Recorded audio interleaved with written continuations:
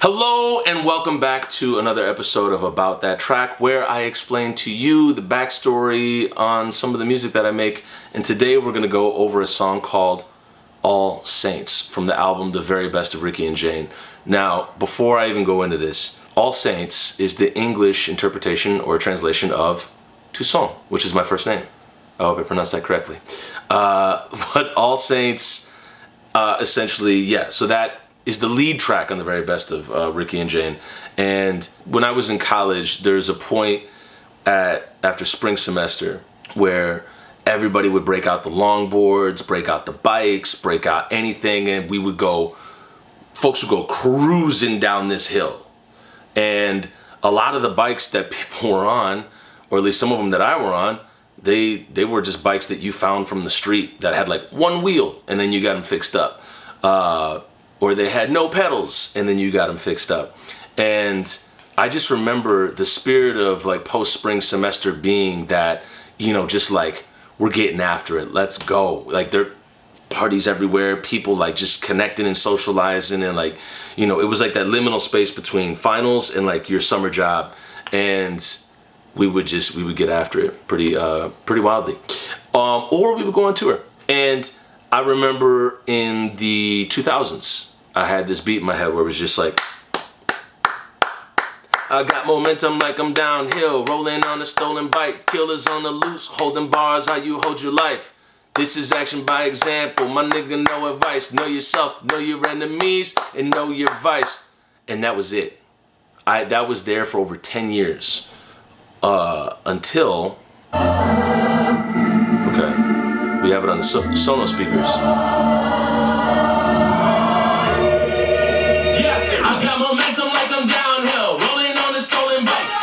Offbeat.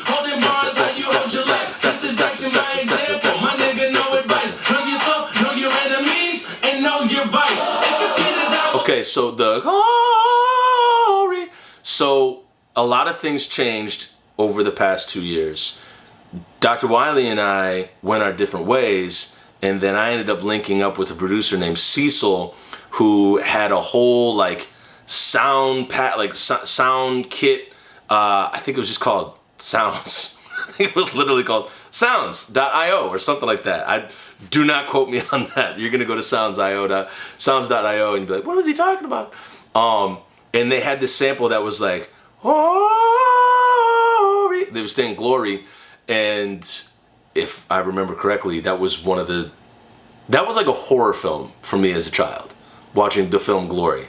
I was like, hold on a second. They enslaved these men, and then they were only cool with them when they were in war, and like people, you didn't like it. That was just, to this day, one of the scariest movies I've ever seen. But at the YMCA biracial camp, lots of black children, we were all grouped up with lots of black children and their white mothers, and we would all just hang out, and all the white moms one day were like, we're gonna watch Glory. And we watched it, and I was like, this is terrifying. I remember Denzel was just like, this is totally not about the song right now. Oh my God. But there's a scene where Denzel's getting whipped, and I was just like, I gotta leave the room. Anyways, the sample of these people singing Glory, it made me think of that movie. So, here we are. If it turns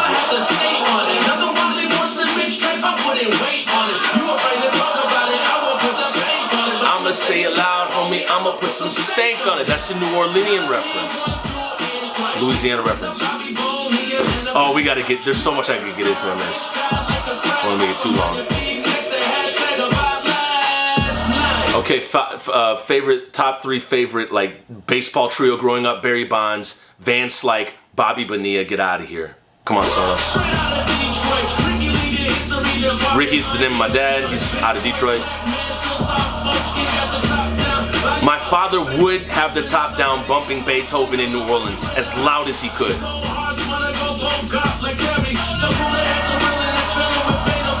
Terry, Fatal Fury, Neo Geo.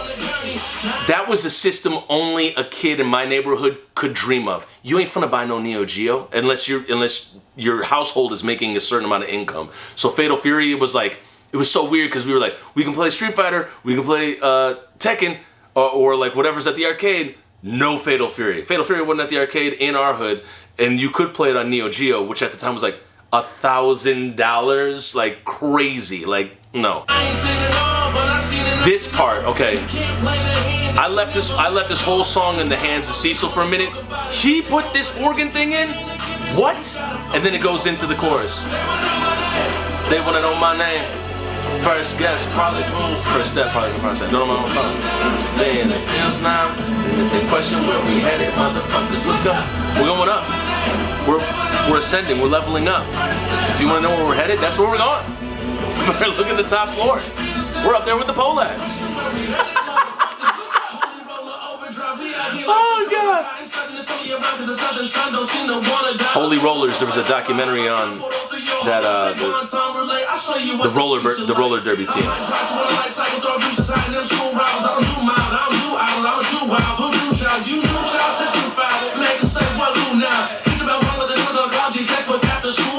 Get your bell rung like a clinical oncology textbook after school's out. Now, my mother is a retired clinical oncology cancer nurse specialist, and her books were crazy. I mean, they were huge. I remember she was just like going through one of them, and it had like these 4 like test tubes in the front of it, and they were like, they oscillated between like hot pink, red, and purple.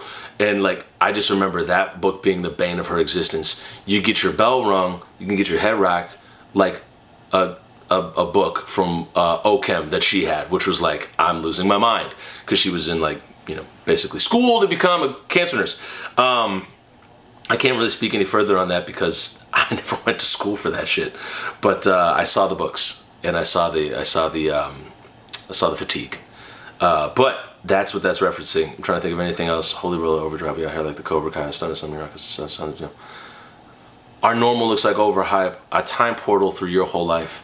I'm gonna say this. This was inspired by a G-Eazy lyric. I know right now you're like, oh my God, I can't believe it. Yeah, believe it.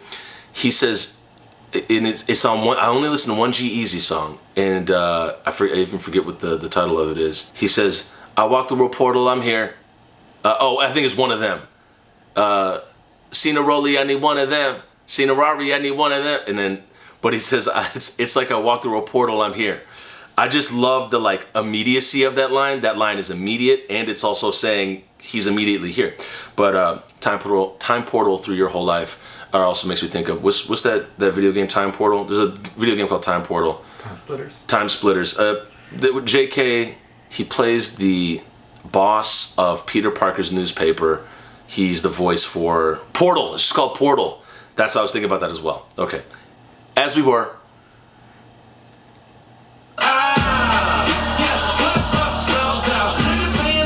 Something messed up. I'll explain that a little bit. Calling an audible. They saw me in the field, they gotta call an audible. Okay, so my nephew's had a question about this. He's like, why do you say we'll light your city brighter than the Whoville Forest? So when you have police brutality, or you have under-resourced, neglected neighborhoods, demographics of people, painstakingly mediocre elected officials, municipal accessibility to things for a city, you then end up with piss poor cops that don't know what they're doing, and they end up murdering somebody like Derek Chauvin did George Floyd. And so when you have civil unrest like you did in Baltimore, like you did in Miami, Cincinnati, you name any city in America, a major city in America, you'll see the city light up. They'll light it on fire. And the idea is that the Whoville Forest, like at the end of it, when they got the lights going, it was like, it looked like the forest was on fire, but it was really just light bulbs. We will light your city brighter than the Whoville Forest. So like real fires will go down in your city when you're dealing with this type of mediocre service. And yeah, okay, we'll move on. Oh wait, there was one I was gonna mention. Something mezcal. I misinterpreted something that Leonardo DiCaprio said in Once Upon a Time in Hollywood. He was reciting his lines, and he was in that inner tube in his pool, and he's like, something Spanish, something. And I was like, did he just say something mezcal? And so that's where it came from.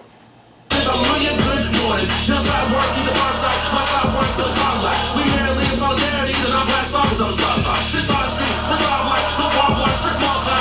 Give up on what you think with this city until man unlock. There's no rest for the wicked, so they discount your sleep number. Just before you visit loved ones, they put into a deep slumber. I am the love. So Star Fox is one of the first 3D games that I played, or perceivably 3D games. I mean, it was like when that thing came out, you thought that you were in like Star Wars, even though it's two totally different things, but that would be pretty dope if Star Fox showed up in Star Wars.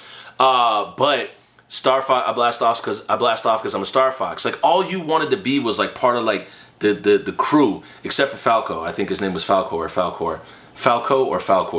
That guy was an asshole. That guy was a total asshole. Like he mouthed off to like Star Fox all the time. Rabbit and Toad were just trying to like get things done. Homeboy was like not speaking like respectfully to everybody else. And I know that I didn't get all the names right, but you know what I'm talking about. Blast House from Star Fox. No Paul Blart Strip Mall Cop. Give a fuck what you think with this city on 10-man unlock. So these dudes were from UK. They were talking on YouTube about being, you know, imprisoned for heinous shit that they did. If you're abolitionists, you don't believe in that. But they said 10-man unlock is when they need 10 people to look after this one inmate who's getting, quote unquote, let out to maybe have visitation or just, you know, be looked at by a doctor or something. But 10-man unlock was like the super max. Like that, this person is like, whoa, like this is like the max security. The city is on 10-man unlock. Like when you look at what we have with curfews, with the National Guard, with the FBI, with Secret Services were in town as well, other law enforcement departments, but they were all here. Almost done with this. The BPM my heartbeat. The BPM's my heartbeat. Flying with the Starfleet. That I just multiple different outer space show names. The wheels they feel us now. They question where we headed, motherfuckers. Look up. They wanna know my name. They wanna know my name. I still don't, to this day. I left this beat with Cecil for like a smooth day. He said it to me that night and he was like, got the chorus, and I was like, I remember I texted it back, I said, nobody has any business making a chorus this fucking dope, how dare you? And then he was like, smile emoji or something, and like I was like, it's pretty dope. Now this part, now my friends say that I changed, they say I'm radical. Now this is when you get involved in like community service, like servicing the community and like being part of activism. People say like, oh wow, you really changed, like you're radical, like you're crazy. Why are you mad all the time?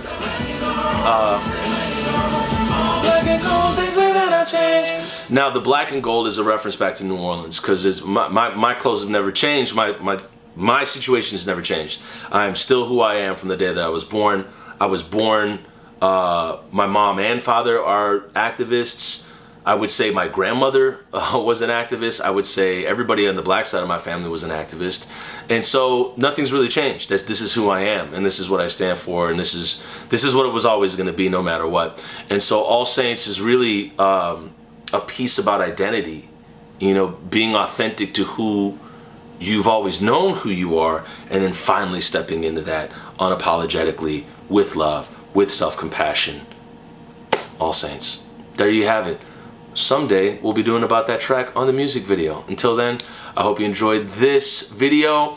It's for patrons only right now, but soon it'll be for the public at some point. But thank you so much for watching it. We appreciate it. Check out the rest of the videos that are here on this channel. We'll see you in the next one.